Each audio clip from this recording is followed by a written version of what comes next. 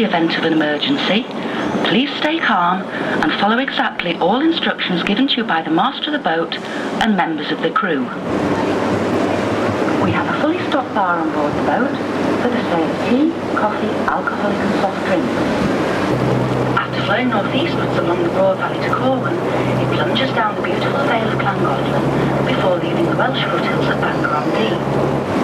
Indeed, it is recorded that in 973, following his coronation at Bath, King Edgar visited Chester, and for his pleasure was rowed upon the river by the Celtic kings who recognised him as their overlord.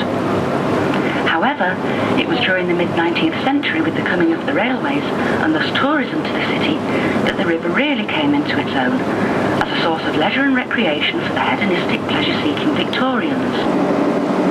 There will now be a short break in the commentary until we reach the outskirts of the city. I will be pointing out the more historically important buildings and places of interest along the riverbank during the return part of our cruise.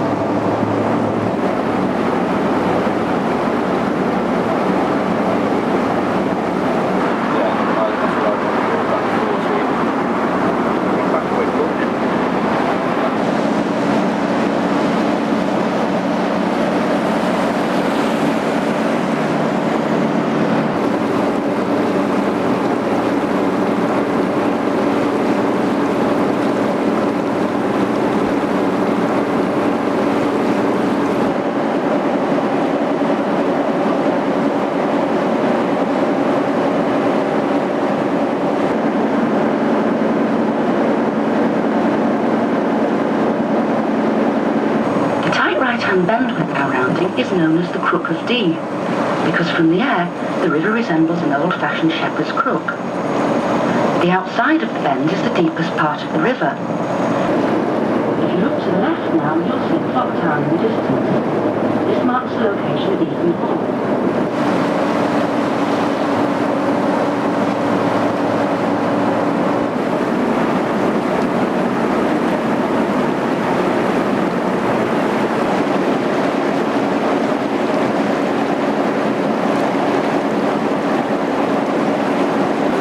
Is a replica of Thomas Telford's famous Iron Bridge over the River Severn in Shropshire. The bridge has a span of 150 feet and a roadway width of 16 feet. It was built to link the estate village of Aldford on the left-hand bank with the rest of the estate, and following its completion was described by one writer of the day as possibly the most elegant iron bridge in existence. To the left of the house, the long shed that you can see was from Victorian times a tea room, famous throughout the area for its afternoon teas of locally grown farms and strawberries and cream. During the summer months, the tea room opened its doors at 11 a.m. and offered refreshments until late in the evening, as well as rowing boats for hire. On Sunday afternoons in particular, the riverside lawns would be thronged with gaily dressed people in their Sunday best, enjoying the cream teas.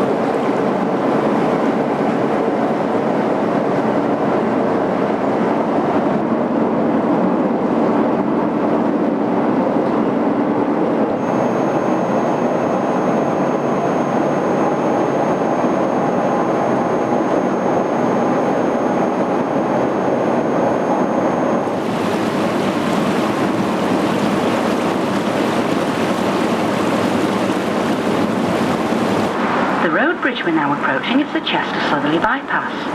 To the left, the road takes you to Wales and Holyhead, and to the right to Merseyside and the Wirral. The bridge is the only public highway crossing of the river between Chester and Farndon.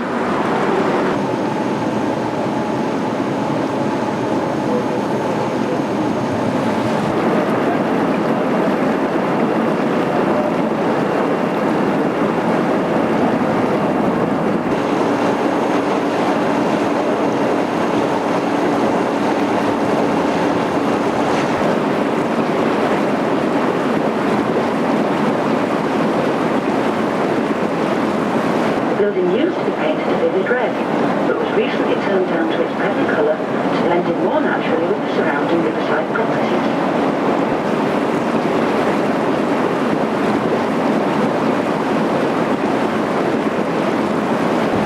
The four-turreted tower marks the position of our beautiful cathedral.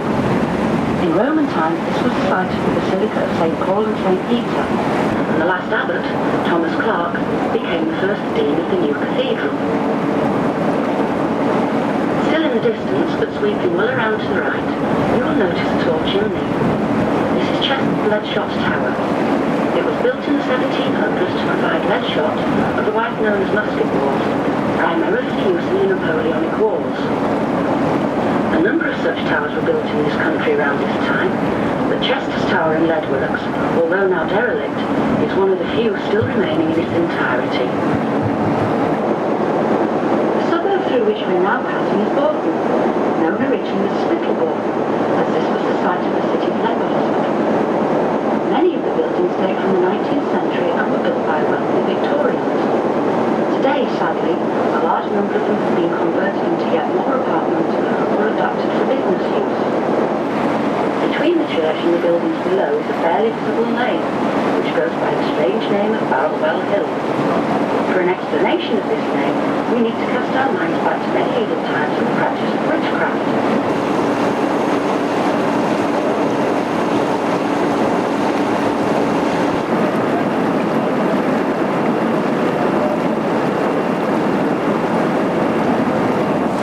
Almost immediately, and still on the right-hand side, we come to Grosvenor Park, a 20-acre plot of land given to the people of Chester in the 1860s by Richard Grosvenor, 2nd Marquess of Westminster, and well worth a visit if you have time during your stay here.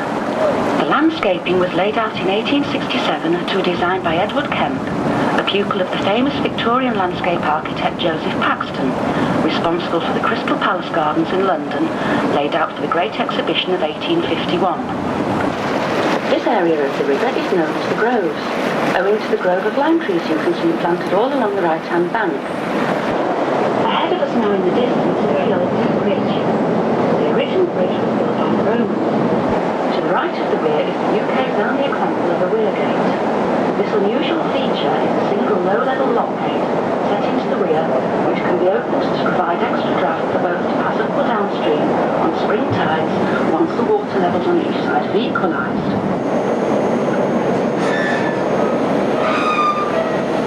I'm afraid that's all we have time for today. On behalf of Chesterboat, I'd like to thank you all for cruising with us inside the landing stage, and the master informs you that it is safe to stand and disembark. Thank you.